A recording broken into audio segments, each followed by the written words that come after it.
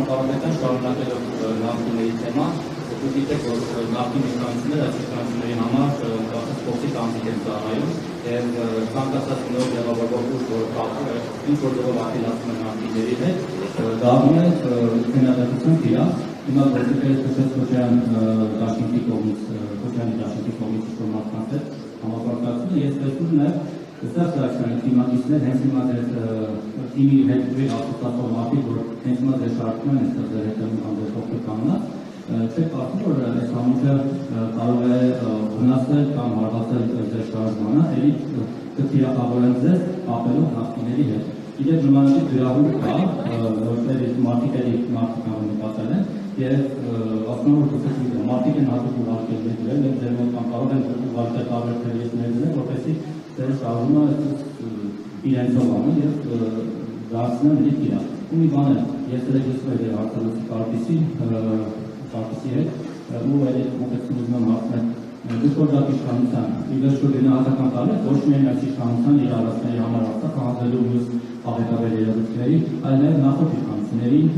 անհատապես բոլոր իշխանությունների իրենց գործածների համար, որովհետև նաև այս իշխանությունը նրանց հետևակն է, նրանց գործածների հետևակն է։ Ձեր ասած անձնավորությունը ինչքան ես հասկանում եմ, պարոն Շիրազի հետ եք մեր, Շիրազը պատերազմի մասնակից, երիտասարդ, ակտիվ մեր անդամներից է եւ իր ակտիվությամբ,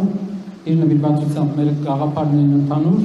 ես կարծում եմ, որ շատերը ուրախ կլինեն տեսնել այսպիսի երիտասարդներին իրենց կազմում։ Պարոն Կարայանի մասին երևի կասեք, պարոն Կարյան, թե բաց գալու կամ լավ գալու չեմ կարծում, բոլորը ունեն իրենց անցած ճանապարհը եւ բոլորը ինձ թվում է այսօր այն հանգրվանը, որ իրենք տեսնում են, նրանք տեսնում են լավագույն լուծումը Հայաստանի համար։ Կարծում եմ, որ դա շատերը կտեսնեն եւ մենք ուրախ կլինենք շատերի հետ աշխատել։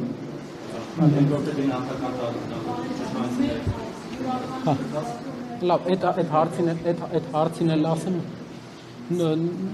նախորդ իշխանությունների գնահատականը եւ ներկա եւ նախորդ այդ նույն հարցազրույցի ժամանակ ես տվարկել էի իրական կողմերը, կան նաև բացասական կողմեր, որոնց հետևանքը եղել է ինչ-որ իրադարձությունները։ Դրա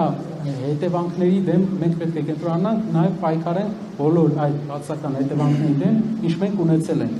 Ամենամեծ բացասական հետևանքը, ամենամեծ բացասական մեր այս խնդրի պատճառը ես իհարկե տեսնում եմ մեր ընդհանուր ժողովրդի արխային ընկնելու մեջ, որ մենք առաջի Ղարաբաղյան պատերազմի արդյունքում հաղթանակը դժվարությամբ տանելուց հետո